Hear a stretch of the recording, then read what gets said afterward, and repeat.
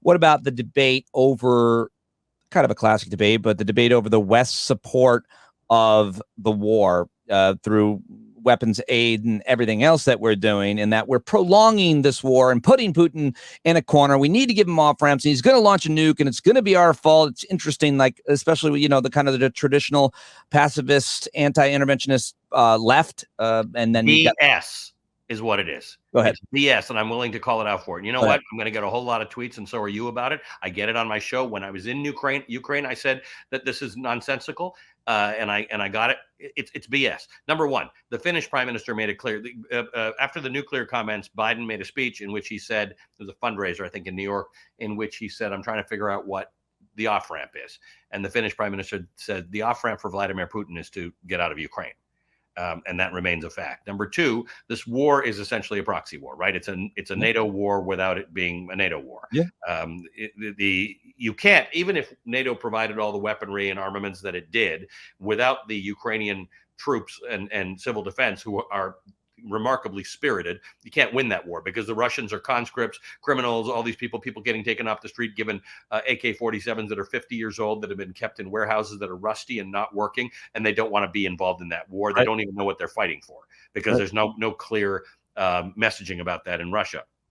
I would have thought every day that this war goes on is advantage Russia. Very strangely, it doesn't seem to be the case. It's very strange that the Ukrainians may be winning this war. Again, they're winning this war entirely with Western support. They didn't have the ability to do so, but you can't put good weapons into the hands of people who can't fight or will not fight. And the Ukrainians, some brand new polling that came out the other day. It's very hard to poll Ukrainians in this mess, because so many people are gone and so many people are displaced.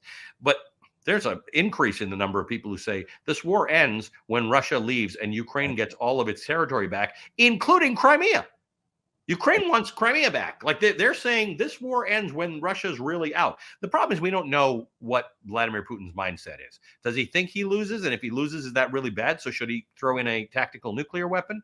Now, remember, if he does, Russia's not, it's not Hiroshima, right? They have tactical nuclear weapons that they can target into a non-populated area to basically demonstrate what they can do.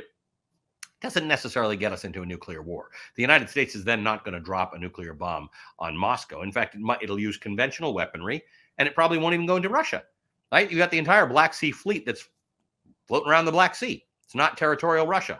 You can take the Black Sea fleet out. You can show Russia in 72 hours what getting into a war with NATO means. So I think people have got to stop with the pacifist BS. This is a real war. It's an invasion of an independent country by an expansionist country that has unreasonable views about how things go. If we can't protect the world from that, then why have any world organizations? Why have a UN? Why have NATO? I think we've got to take a strong view on this, because Iran, who knows what they do? I'm not that worried about Iran. North Korea, China's going to surround Taiwan one of these days. If the world doesn't recognize that this stuff has to stop, then let's just dismantle the UN and go home.